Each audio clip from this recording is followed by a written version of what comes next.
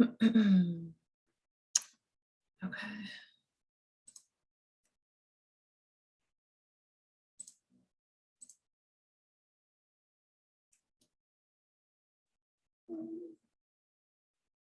Can everybody see that? That's okay.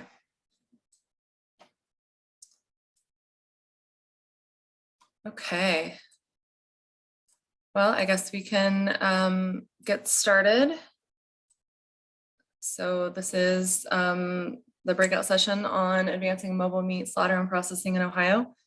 I'm Angela Blatt. I'm vice chair of Ohio Food Policy Network. So we'll have a presentation for this session, and then we'll have some time for questions and discussion at the end. So Aiden, is it okay? We get started? Good to go? We're good to go. Okay. So I will turn it over to Paul to start us off. All right, thank you, Angela. Good morning, everyone. Hope everyone's having an amazing session here at the summit. It's our privilege to be presenting to you all about our project, and ultimately at the end of this, looking for your input into this exciting opportunity that we begin to see forming in front of us. Before I get too far ahead of myself, introduce yourselves for those who have never met us. This is the team who's working on this project in conjunction with folks out in Athens with AceNet, who've been an amazing partner as well. But there are three of us here. Angela Blatt, you just met and are very familiar with. She is working on infrastructure consulting. I'm dealing directly mostly with producers. And then Rachel Tace is working with consumers. So the three of us are tag teaming along with AceNet to move this local food promotion program grant project forward. Next slide, please. So in general, what the project is, we've been, everybody's sort of aware of the fact that the processing and that middleman infrastructure is really a bottleneck for producers to grow into a market and for consumers to receive local products. And so there's been lots of interest, lots of talk about this subject. In fact, in Ohio, we had a mobile meat processing study that was done specific to poultry, but really it hasn't gained traction here in Ohio yet. And so we entered into this planning grant. It's an 18-month planning grant, of which we're about 2/3 of the way through. We are guided as consultants within this by a focus group who meet quarterly, and we share results and get guidance from them and input. Ultimately, what we're doing, we have completed our needs assessments, which we'll talk about here in a few minutes. And then also we have completed our site visits for other folks that are doing mobile meat. And then the rest of this project is intended to really form the feasibility of bringing this as a solution, potential solution to Ohio. And then ultimately, if it is feasible, creating a business plan and a financial plan to help someone potentially actually put this into action here in Ohio. So what we're going to do today is we're going to go over the results of the needs assessment that we conducted. We'll talk about what we learned at the site visits. And then, like I said, at the very end, we want a sizable chunk of this conversation to be just that, a conversation in which we gather input and your experiences where you see potential for this moving forward. Shout out to Chris Quope from AceNet, who did the data analysis for all of this needs assessment as well. All right, so we surveyed from May 13th through August 14th, and ultimately received 231 respondents to our electronic survey. They were allowed to identify within multiple roles, and I'll tell you about those here in a minute, but then also asked very specific targeted questions based on their primary role, which was consumer, producer, or processor. Slide, please. So you can see that the primary role that was identified, we had 61.6% consumers, almost 35% producers, and then predictably, but truly, unfortunately, a small chunk of processors. We had 8 processors in the state respond to our survey. Slide, please. here's all the roles. Just like I said, that primary role was where they were asked specific roles questions, but we had everything from we had a regulator, we had chefs, we had retailers, producers, and consumers, and then another block of about 19 folks. And that block was mostly extension agents, educators, that kind of thing as well. Slide, please. As far as where these people responded from, we had 50 counties total represented within the 231 responses, which is awesome. You can see here, this isn't all 50, of course, but this is just the top down. So primarily the top 5 counties were Franklin, Highland, Athens, Ross, and Fairfield counties. But again, we had 50 counties represented overall, which I think is awesome. Slide, please. So we wanted to make sure that we didn't just blow smoke in this presentation as well. So it's important for us to show where we think the weaknesses and the challenges are associated with this type of a survey and get that right out up front. This is not a perfect process. However, so the things that we really found challenging were that, and you'll see the questions as we go through them, the responses were really dependent on qualitative feedback, meaning we were asking people to estimate what they would do and they forecast and those kinds of things. We found a significant lack of quantifiable data on processors in Ohio. It was everything from databases that did exist were out of date. Some people who did keep certain information, they didn't keep exactly the same information, so we had disparate data sets, and then really sort of gatekeeper sort of feeling to the data that was there. So we really struggled with getting quantifiable data to back up the qualitative information that we did receive. I kind of already mentioned it, but we all would have loved to have a more significant portion of the respondents be from the regulation side of it. That's really where we feel like change might need to happen in order for this to become a reality for Ohio. But we did have a limited regular response in the fence. We had 1 out of 231. And then in general, with also calling attention to the fact that the producers were mostly small scale, which there's nothing wrong with that, but we really lack that high-end commercial oriented type of producer. Most of the producers that responded were somewhere in the direction of less than 30 beefs per year, less than 10 hogs per year. So those are some of the challenges that we found as we went through the survey data. But despite all of these challenges, it's important to recognize that there is a clear representation of need for this in Ohio. So I hope that you'll see that same representation as we go through the rest of this survey. Slide, please. First, we'll go over and we'll break it down into all 3 of those different primary roles. And so, Rachel, would you take over for consumers, please? Yeah, next slide, please. Hi, so as Paul shared, consumers were the strongest segment of the response to our survey. And I'm a consumer myself. I don't raise meat, but it is important to me that it's raised well. And that is true of most of the consumers. We asked folks, what does local mean, in an open-ended way, and had 132 unique responses, which were kind of grouped in these various categories. The most active response was something along the lines of raised and processed within a region of Ohio. And then folks kind of broke that down into what exactly that region meant. So you can see on the slides some less than 50 miles was what local meant to the most people, but other folks thought in the 50 to 100 or 100 plus range. But the second highest value there is that they know the farmer. So that's important to keep in mind when we think about who are the potential buyers of any meat processed in the state. Next slide, please. So we asked a little bit more about where people currently purchase red meat, and the top responses were direct from farmers or from farmers markets and independent retailers.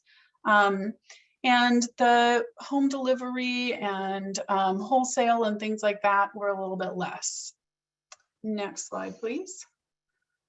So we're trying to assess some more about the values to the local meat. And again, it came up that people want to support local farmers and the local economy. There were 755 values represented here, so that's why the numbers are a lot higher on the bottom. Consumers are interested in transparency in the food chain, and a certain amount of taste comes in as well. Next slide, please. We wanted to understand more about certifications. Mobile processing units could have additional certifications other than just a food safety, a USDA or an ODA stamp. And the highest value here were in locally raised or pasture raised farming practices. Notable and a little bit surprising to us were that the certified organic and kosher were not well represented here. All right, next slide. We asked about barriers. What's preventing you from buying more local red meat? 213 obstacles were shared here. Price being too high, markets being inconvenient, locations too far, and farmers lacking or retailers lacking their favorite cuts were the most notable. Next slide, please. We asked if more local red meat was available, how likely would you be able to purchase? Out of 141 responses, 90.78% were likely or very likely to purchase more local red meat. So that's a great takeaway. Next slide, please. So in sum, consumers are ready for this. They're demanding it. They want more local red meat. They value having local farmers and local economies. They want pasture-raised, non-GMO feed, grass-fed and finished. And they're concerned about high prices and inconvenience. So if there are ways to make efficiencies and to make markets more convenient or local red meat more accessible, consumers are ready. So we'll take it back to Paul to talk about the producer side of the survey. Okay, thanks, Rachel. Producers, as we already mentioned, were mostly smaller scale. If you go to the next slide, you'll see that the current number of animals that we asked, how many do you send to market annually? That seemed like the best way to measure scale. And we asked these types of questions for 5 different red meat species: beef, bison, hog, sheep, and goat. And you can see here that most of the respondents were in the 1 to 9 or 10 to 19 category. We did have a few in the 100+ type of range for beef and hogs and sheep. So we did have a couple of the larger scale producers represented, but again, primarily in that smaller scale type of production. Slide, please. So how many acres were currently utilized? That sort of matches that smaller scale, if you will. We had a pretty standard bell curve with the average acreage being about 78 acres. Interesting to me, the total acreage represented by all the respondents was 13,413 acres here in Ohio. But again, that 51 to 100 range is about right for the type of producers that we saw in previous answers. Slide, please. And we asked about management practices, what they currently do, and primarily we saw a lot of pasture raised, grass-fed and finished, and non-GMO feed. And then as we went down through the scale, we saw a couple of sort of organic, no kosher producers, but the certification side of things, again, was not as well represented from the producer side. Slide, please. So we asked the producers how impactful these following barriers were. And I wanted to show this slide before I showed the answers, because what I didn't want to present was that we only gave them processing problems, right? So if we showed the slide that showed the answers, you would think that, oh, well, maybe they only asked questions or only gave opportunities to answer that were around processing. But as you can see here, these were the barriers that the producers had to choose from. And it included slaughter and processing kind of questions, but also about cost of certifications or land access or food safety regulations. So there was plenty of diversity to choose from as it pertains to their potential answers. And if you go to the next slide, you'll see where really this begins to show itself, where top ranked from top to bottom, significant wait time for slaughter dates, distance to processors too far, managing logistics of multiple processors. And so the top 3 answers were all processing and slaughter specific as far as the most impactful barriers to producers. Slide, please. So then we obviously asked the next question, well, what if those barriers were reduced? Slide. And you can see that this slide is, to me, is a little confusing, but I keep it in here for a purpose, and it is to say that we gathered this information on all the different livestock species. And what it shows is that you can see the blue is the current beef to market question, the red is the beef to market with no barriers, and then the green is the change. So when I first looked at this slide, I was like, oh gosh, so -9, for example, would with those barriers reduced, would they bring less? But what that's really showing is that less people answered 1 to 9 and more people answered something greater. And so you can see that the green turns positive towards the higher numbers. And so what these slides represent truly is producers saying that they would produce more. So I just want to show that first, but then next slide shows something that's a little bit more useful to me. And we did use a range, which was, I think, a mistake on my part initially when we asked the question. So what I did is I took the liberty of taking that range. And so any producer who answered 1 to 9, for example, I assigned them 1 animal. 19 to 20, I assigned them 19. So just so that we could have a specific data point to use, and then translated all of that information into this slide, which is now an estimated number of animals set to market. And you can see now more clearly that increase. Beef, again, presuming that my numbers are all even, but around 45% increase in beef production, 151% for bison, 57% increase for hogs, 63 for sheep, and 163% increase for forecast by producers if these processing barriers were reduced. Slide, please. So the takeaways, again, we have mostly smaller scale producers represented, and the total acres of under cultivation on average was 172 acres per respondent. The current practices engaged by producers, number 1 was pasture raised and grass fed and finished. Non-GMO fed was next, and very few certifications were represented. And then the highest impact barriers, we just hit that time and time again because this shows the true need from a producer perspective. The top 3 were all related around slaughter and processing issues. And then as I showed on just the previous slide, most producers would send more animals to market if there were fewer barriers associated with those processing barriers. Next, we'll go to infrastructure questions with Angela. Thank you very much. So as Paul mentioned, I've been working on the infrastructure side of this project. And for this survey, I reached out personally to over 300 processing facilities using Ohio Department of Agriculture and Ohio Association of Meat Processors databases.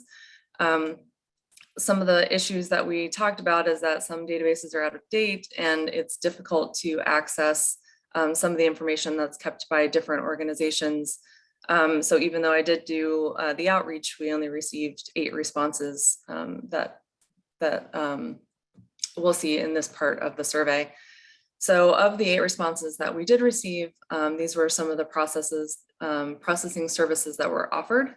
You can see slaughter, custom cut, value-added processing.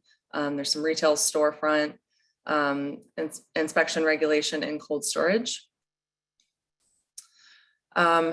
We also had an issue with the processors that responded were mostly smaller capacity.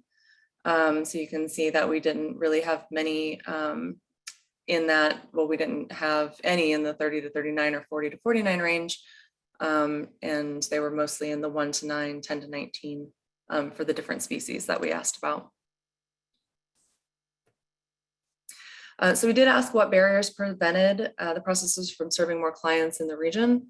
And the main responses we got were already operating at full capacity and lack of employees.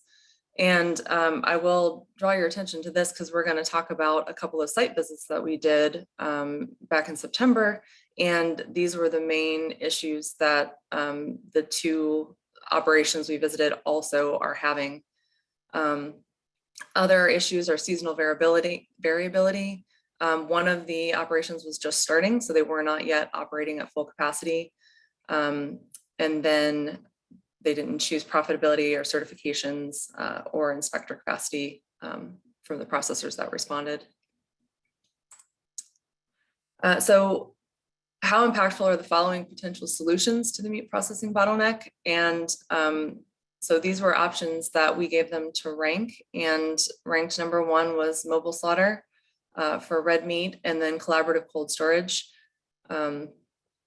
cooperative farmer value-added product line, and collaborative marketing brand, such as Ohio grass-fed beef, certified organic processing facility, and certified organic mobile slaughter unit. So we can see that mobile was interesting for the processors that responded to the survey. We were also interested if the processors, or how the processors would view a mobile slaughter unit if it was introduced into the region. And we were happy to see that none of them saw it as a negative or as potential competition. So indifferent or positive were the main responses, and that it would be a good option for others that didn't want to travel as far with their livestock. So just our takeaways for the processors, as we said, there's a limited response, and that also goes to the core issue. The processors that we do have are just so busy and overloaded with the wait times are years out. They're operating at full capacity and they're having trouble keeping and training employees. Seasonal variability is a minor barrier, and we also talked about this a little bit in our site visits. So we'll talk about that a little bit more here. One of the good things, no processor considered it as a negative to have a mobile unit possibly introduced into the region. And they see mobile slaughter as the most impactful, with collaborative cold storage as a secondary solution. So I think I'm turning it back over to Rachel. Yeah, thanks, Angela. And I think we were remiss in saying at the beginning that we'll have a large portion of the session be devoted to discussion in the second half. If you have a burning question as you're seeing one of these slides and you want to write that in the chat, that's fine. Or make a note to yourself and we'll come back and answer them all at the end. So we brought, like we said, we started together, let people identify a primary role, split them out into those primary roles, and then brought everyone back together to the following questions about overall opinions and concerns. So first we asked, would a mobile meat slaughter unit alleviate the processing bottleneck in your region? 67% answered yes or possibly in a supportive role. Among the no or unsure reasons were some questions about the demand. Is it specific to COVID? Was that a special situation, or will there really be long-term demand? And some people had obvious concerns about employees and inspector capacity. All right, next slide, please. So we dug in a little bit more. What are those concerns? 53% again said no or unsure. The rest we kind of grouped in these various categories. Processing was the largest. Folks were concerned with the amount of time it would take to hang. What about food safety and sanitization? What about producers and their ability to raise animals of a certain size and have those relationships with the processors already? What about those relationships? And a few folks shared some structural concerns like zoning, especially regarding waste. What about the cold storage? And what about the comparison between a mobile slaughter and a structured built facility? Next slide, please. Overall, folks expressed from all three categories a need for more convenient, affordable, and available processing. On the consumer side, there's a high demand for local pastured meat, a desire for humane farmer-centered collaborations, and most people we surveyed found that or believe that mobile shared cold storage solutions would help alleviate the processing bottleneck. And now I'm going to go over to Angela to talk about our site visits. Okay, so we visited in September. We went to California to visit Bar C, the Bay Area Ranchers Cooperative. And then while we were over there, popped up to Seattle, Washington, or just outside of Seattle, to visit Island Grown Farmers Cooperative. So this is it represents the newest and the oldest in the country. So Bar C they're anticipating getting started this month if they were still on track after our visit in September. And you'll see a couple pictures here of the way the facility is set up. So this one is going to be a little different where it's a mobile unit, but it's going to be just set in one place. It's located in Marin County, California, because Marin County allows mobile slaughter, but outlaws brick and mortar. So you can only operate as a slaughter facility in one location for 2 years, and it requires a permit. So it's because they're mobile, they can operate this, and they're going to just keep it in one space. Whereas the county next door allows mobile slaughter only for 180 days, but they allow a brick and mortar slaughter. So there was a lot of variability with regulations just between the counties in California. So it is mobile, but it will be in just one location. So they're able to set up some permanent infrastructure that you can see here with the fencing and the pull through for trailers for folks to come and unload. This is a cooperatively owned business, and the unit is being set up on one of the co-op members' farms. So they're leasing the area from the farmer. And they have not even opened yet, and they're already operating at 70% capacity with the current membership. So they have about 40 members signed up. And one of the good things about being a member and using this is that you have guaranteed use to this facility. Non-members can use it, but members take priority. So it kind of alleviates that wait time that farmers are seeing to get their animals to slaughter. And it's also drastically reduced the distance to slaughter for the members of the co-op. And they're working already with the seasonal variability issue by creating a calendar for slaughter, and their members need to be able to fit into that calendar so that they're operating year round, which is one of the big things that we saw with these 2 visits, is that if you don't have enough capacity to operate the facility year round, then it's not going to survive. So they've done a lot of work on the front end to set up their membership structure and calendar and make sure that they are going to be fully operational by the time that they start. Some of the other issues that we saw with respect to regulation is what you can do with waste and wastewater. You'll see the difference between this one and the next one I'm going to talk about here is they have to collect all of their waste in containers and move it off-site due to some of the California regulations.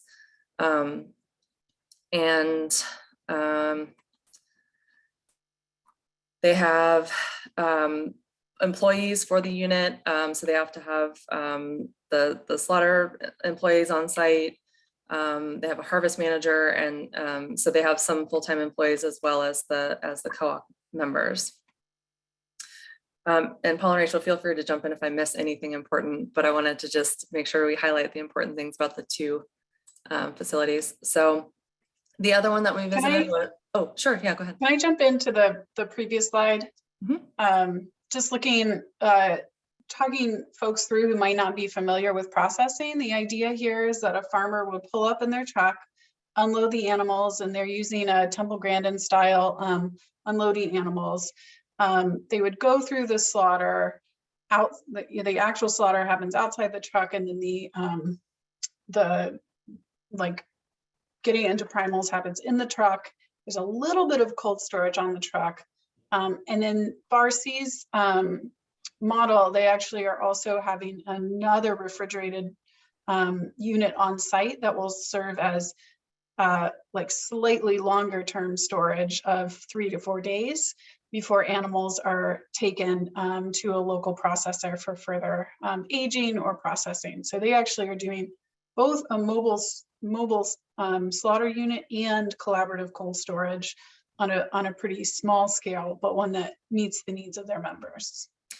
And thank you for that reminder. So the other thing about this operation is that they work with the farmer to deliver the meat to their processor of choice. So the slaughter and the cut and wrap facilities are completely separate. So the slaughter and primals are done here, and then it's delivered to wherever it's directed to be delivered to using trucks from Barcy to make that delivery.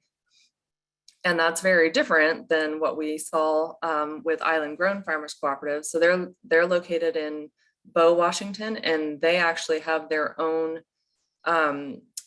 facility that's associated with the mobile slaughter unit. So the slaughter, the truck actually goes from farm to farm.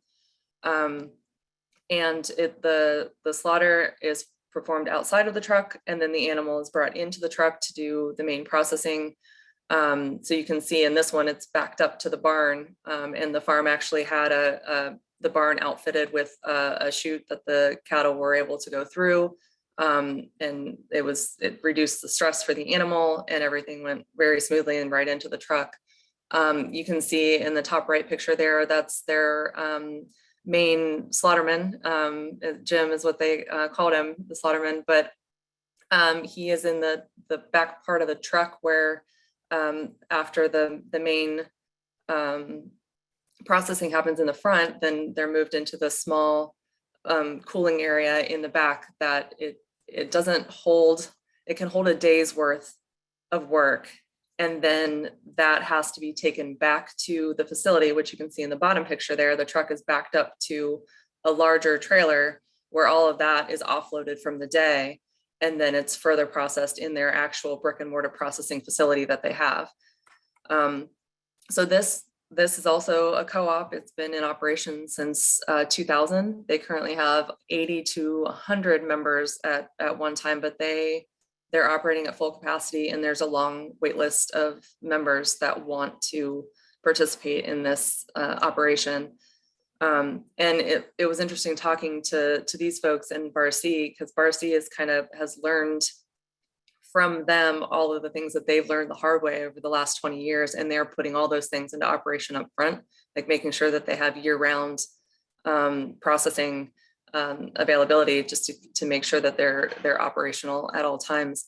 Another challenge for Island Grown is that they are indeed island hopping. So there's all the islands that are off the coast there. They take the ferry and go out to islands and work with these farmers that are operating in remote locations, and then bring it back to Bow for processing. So having a mobile unit in this area is actually really beneficial for the farmers. And the regulations in California are very different from what we encountered in Washington, because they're actually able to do the wastewater is able to just go right out onto the farm right away. They don't have to store it. They don't have to do anything. They're able to compost everything on site. So on the other side of the truck there's just a big composting area where they're able to put the offal and anything that's not used, and actually use that as a benefit on the farm. So just the patchwork of regulations that we saw just between the two areas was also very interesting. Any other main things to add to this one, Paula, Rachel? Yes, okay. So we're still, as I said, we just went to visit these operations in September. So we're still working through our notes and what we really wanted to take away from these visits. But some of the main things that we did notice is, like I said, the patchwork of regulations just makes it very interesting. And things are even different here in Ohio than they were for California and Washington. So it's something that we have to take into consideration as we move forward. It does seem that there is an advantage in having a co-op structure for a mobile unit. And it just, it's advantageous also for the co-op members, because they just have guaranteed use of this facility. And it really alleviates the wait times that they have to have for other processors. The infrastructure requirements for the individual farmers, if it's a mobile unit that goes from farm to farm, might be considerable. Like I said, the one farm we went to, they actually had to outfit and build the chute and the holding area inside the barn to connect to the trailer and just make everything kind of work seamlessly. But it's infrastructure that they had to invest in and put in place. Also, these were USDA inspected units, so state regulation didn't come into play here. So we did have the opportunity to talk to one of the regulators when we went to the Island Grown and see that in operation. So we are still working on getting more information on state versus federal inspection and what that would mean for Ohio. And also we asked about certified organic in both locations, and they said that it really wasn't that big of an issue. Neither operation is certified organic, but they could be, because the chemicals and the things that they use in the truck would be certifiable anyway, or it'd be very easy to make sure that those chemicals or cleaners are all following those protocols. So that was something that we found interesting as well. So if someone wanted to add anything else, otherwise I can turn it over to Paul for the next section. Just one correction, which I'm thinking was a conversation that I had and maybe didn't share, but so Island Grown actually does some certified organic as well. So they use all the cleaning chemicals that they use. Instead of doing two different sides of things, or what are we doing today, they just use stuff that's allowable under certified organic processing in order to serve both certified and non cooperative members. So and again, as Angela, the main point was that the additional workload, for example, or for lack of a better word, that's the quote, it's no big deal. They use vinegar, for example, instead of bleach, and those kinds of things as an intermediate step. And so they do that, and they're able to just keep all of their supply chains the same, and then switch back and forth between organic and not as required. Awesome. Well, thank you, Angela, and I'll keep the mic in order to then turn the mic over to the group, because this is probably, in my opinion, the most important part of our presentation, which is where we stop talking and we start listening. So this is where we're at in the project right now. It's still ongoing. We have lots of questions, perhaps more questions than answers as we go forward, which I suppose is a good thing. But the bottom line is that this is a perfectly acceptable, humane, safe method of slaughter that we don't have here in Ohio. And the main question for me personally is becoming, why not? Why is this option off the table for producers, consumers, and everybody in between? However, we want to throw the mic back your way and let you tell us, where do you see possibilities? What do you see as barriers? What do we miss in our coverage and where we're heading right now? And see if ultimately allow and ask you to help guide this project in our last few months to really make it meaningful, impactful, and actionable for Ohio moving forward. And to facilitate this, you can use the chat if you would prefer, or the hand raise feature down below in the Zoom call to ask your question directly or make your comment, and we are ready to capture those via notes as well. So would anybody care to comment or ask a question? I'm actually going to stop sharing my screen so we can see everybody. Okay. So rather than just looking at this. So. Okay. And then Aiden, can we do is everybody able to do gallery view? Okay. Yeah. So. Yeah. Okay. You should be able to just take yourself off mute if you want to ask a question as well.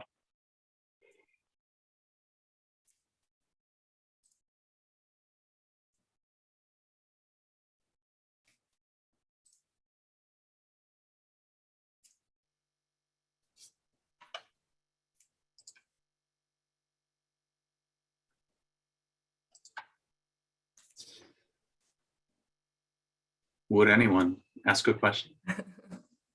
Nicole, go right ahead, please. Hi, everyone. Thanks a lot for all of your work on this. Is it correct that right now mobile slaughter is not allowable in Ohio? And if that's so, what are the steps? What would be the process to change that regulation? That is probably the biggest thing that we're still unsure of, believe it or not. A year into this process, we're still trying to figure out why this is not an option in Ohio. So what we've been told from now multiple states and multiple regulators at the USDA level is that If it's USDA inspected, that's it. You can just do it under USDA inspection and anywhere, and it's good to go. However, the reality is that Ohio and the ODA, we think they think has a piece in that puzzle and some sort of involvement within it. So we're trying really almost desperately to figure out what the Ohio Department of Agriculture thinks that they have a hand in a USDA inspected facility. So that part is still unknown, and we're working hard to figure that out. The other piece of the equation is that even if it does come to fruition that the USDA inspected facility is totally okay, then what the challenge is that ODA specifically determines an establishment, a slaughter establishment as a brick and mortar facility. That's an interpretation of a regulation that we do hope to change. And if we had one ask at this point, it would be to provide clarity to determine if that's indeed the current interpretation. And so what that would do for both producers and someone who is going to take this on would be open up a whole nother realm of opportunities for inspectors to come to a farm and inspect a slaughter. Because obviously if it's USDA, then that would only have that batch of USDA inspectors available to them. And just like slaughter facilities, just like kill floors, the inspector side of things is plagued with their own set of workload issues and manpower type of issues there. So opening up mobile slaughter to state inspected facilities for those that didn't need to cross state lines would be very much a positive thing. And so that's really where we think we can gain the most traction in making this a reality. Rachel or Angela, did I miss anything there? No, I think you got it. Thanks. Thanks for your question, Nicole. Looking at the chat, Sasha says, so given many producers living in rural areas, what are the limits to kinds of roads that the mobile unit can drive on? That's a great question. So what we saw was that it's the units that we visited were typically a semi-truck type of scenario with a trailer. My gut tells me that that most roads would be pretty well accessible, although as Angela mentioned, some of the limitations would be more like on the farm, for example. There needed to be some set of infrastructure set up, and that included not just a kill chute, for example, or but literal room in which to maneuver a truck and trailer up to a place to do it. The folks at Island Grown talked about how every farm is different, and so they've been there before. They know how to do it, but that's one of the challenges that they have is having somebody who simply can drive a truck well and put it in a place that's different and unique every time. However, the bottom line is if a semi truck full of grain can go across it, so can a mobile unit, I would say. We had another question that was asking how the co-ops are set up and what role the members have. So they were a little different between the two, but they each had kind of member shares. Bar C had different levels, so you could be a consumer, a private investor, or a producer and have a share in the co-op. No member can be over 10% of the business for Bar C. And they really looked at membership with production with their producers. So they try to make it so that a third of the members process less than 10 beef per year, 1/3 process more than 100, and then the remaining third is in the range of 10 to 100. And that's where they found that they are able to kind of keep things operating year round. So that's really one of their big requirements for co-op membership. There is a membership fee that's associated with it. There's a one-time fee for Bar C, and then you also pay per visit. So like with Island Grown, the farm would pay each time the truck came and operated for the day. And then for Bar C, you pay actually per beef that you bring to the unit. And we were kind of trying to crunch some numbers based off of the board president, who that's where the mobile unit is actually stationed on a portion of his farm. So he was talking about the distance that he had to drive round trip and the cost that he had to pay to take his beefs to the processor. And what the co-op is charging per beef is less than all of the costs that he would have to pay to take it to the processor. So it was a cost savings for the members as well. Trying to think if there's other interesting things about co-op membership. Like we said, Island Grown has been around for 20 years. They were initiated from producers and remain a producer cooperative. Bar C, in order to finance and maybe also to get some momentum around what they needed to do with this temporary, like a long-term temporary mobile permit situation, was they opened a class of shares to consumers that really helped to finance all of that build out and infrastructure. And so we have many more notes about the weeds of this, because I love this kind of like management organizational nerdiness, but basically they had some for classified investors and some for just kind of a more crowdsourced, $50 kind of investor. And those have dividends, expected delayed dividends and returns as well. So that's an area that I think is a little bit harder to conceptualize.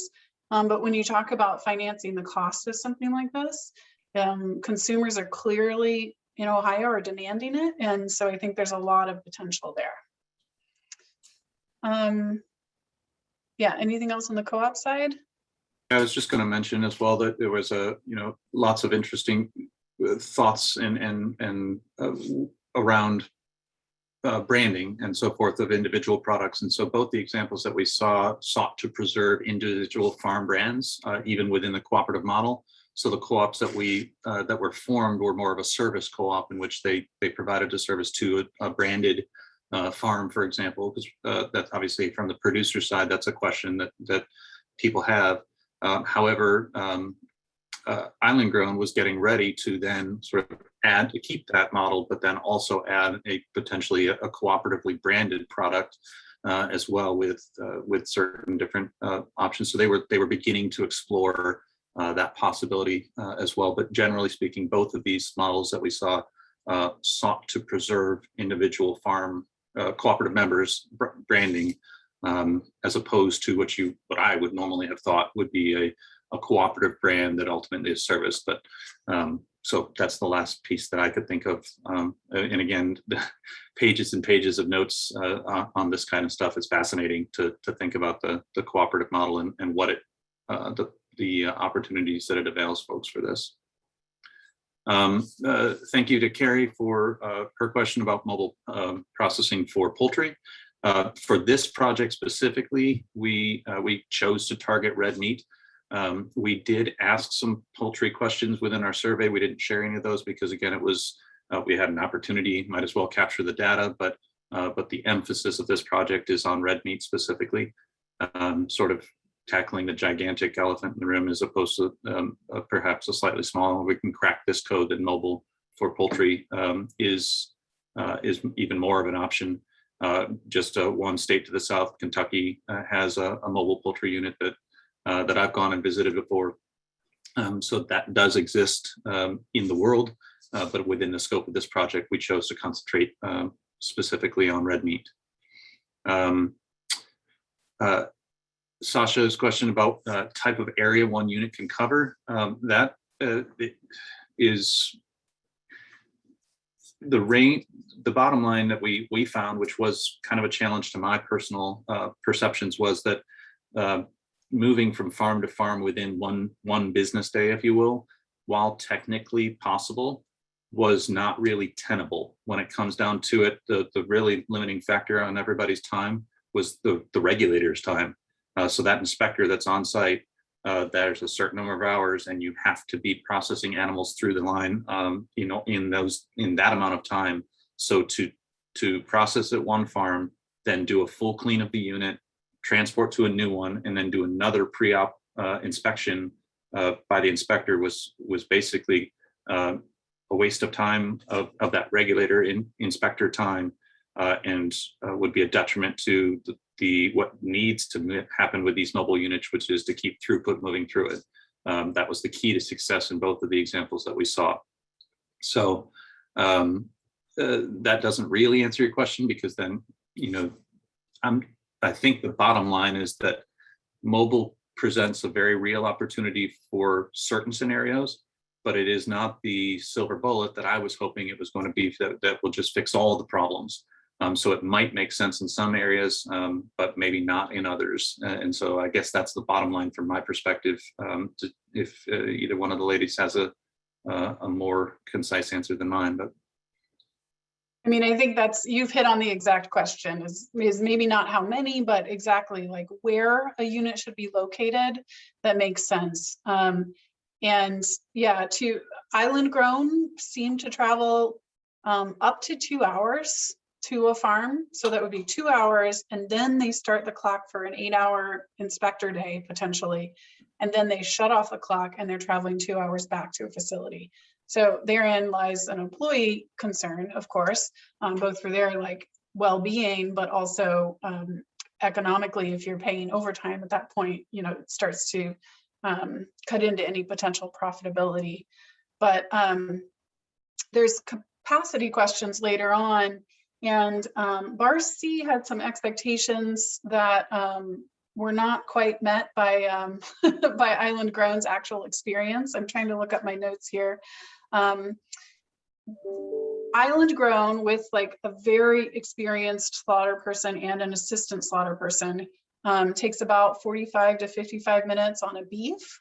So they were doing, I think, up to 11 beef in a day as a maximum. They can actually the trucks can store about twice that. So they have capacity to store more on the truck than they can actually get through the unit.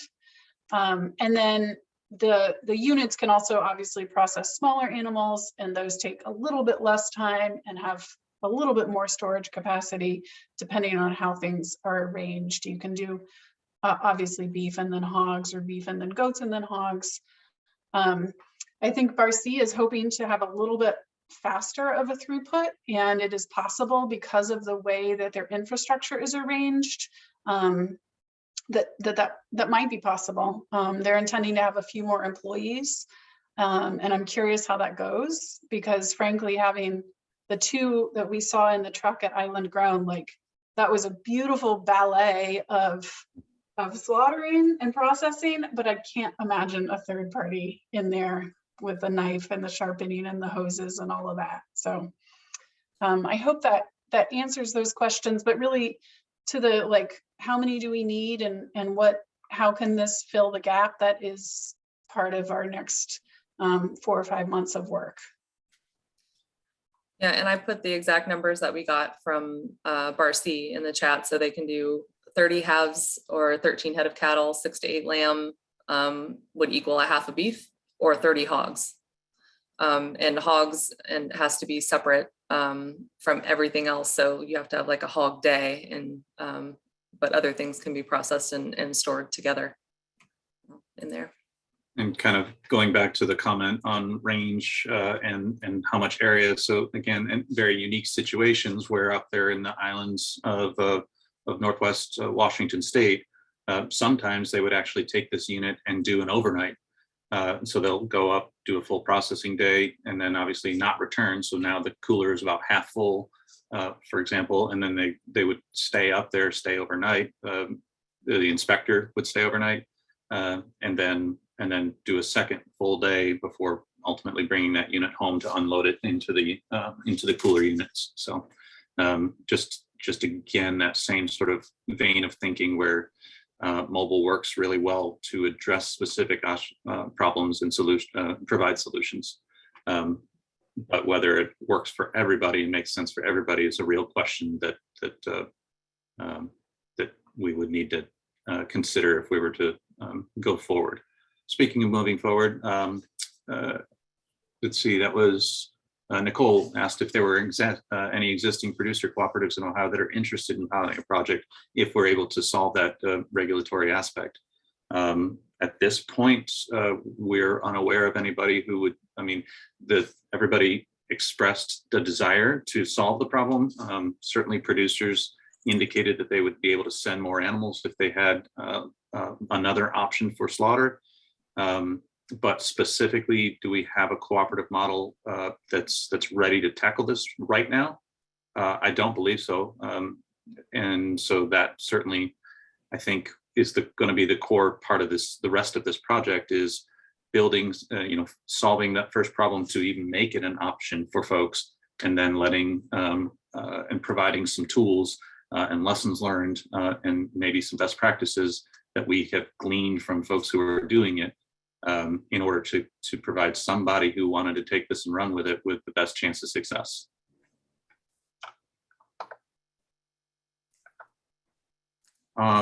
We will, let's see, it's 11:25. So in the next 5 minutes, actually, let me go back to Angela and Rachel. Any last minute addressing to questions or comments before we move on to sort of next steps for the project? Nope. Good. Okay, let me, on behalf of all three of us then, thank you very much for those questions and for the comments. That's truly invaluable. So thank you for that. As far as next steps for this project, we have multiple outreach opportunities that we're looking forward to. We will be presenting at the Acres USA conference that's being held in Cincinnati, and that's December of this year. We'll be at the Ohio Ecological Food and Farm Association conference in February. And then at the OFPN's virtual convening in March. We're going to be producing some fact sheets that we found to help inform people's decisions and help whether it's a cooperative model or an individual succeed with the information that we've gathered. And then ultimately, we intend to build a business plan and a financial plan around this once the feasibility portion of things is completed. So that's sort of where this project is going in the next, really just a few months is left. Obviously, I won't have 18 people in a room without asking for help. So by all means, please participate in those future stakeholder opportunities. You can sign up for our email list to keep up to date with the project, or connect with either one, all three of us individually if you so choose. But then also, please continue to get the word out. Even just within a state like Ohio, we're finding that there's lots of desire, there's lots of interest, there's lots of excitement around this idea. But some, here we are having this conversation, and then we'll talk to somebody else over here, and they're already having a different type of conversation. And we really want to be all on the same page. We want to take advantage of everyone's expertise to move this forward into Ohio. So please share with your connections what's happening within this project and see if it can fit into something else that's happening or other conversations that are happening. We're not looking to dominate the conversation, we're looking to join it. And so we would ask for your help in that way by sharing our project with the connections that you have. Angela's putting things in the chat. You can see that you can sign up for projects by going to that interest form. And then again, just thank you so much for your time and your insights today. And we'll wrap it up here with any comments from Angela, Rachel.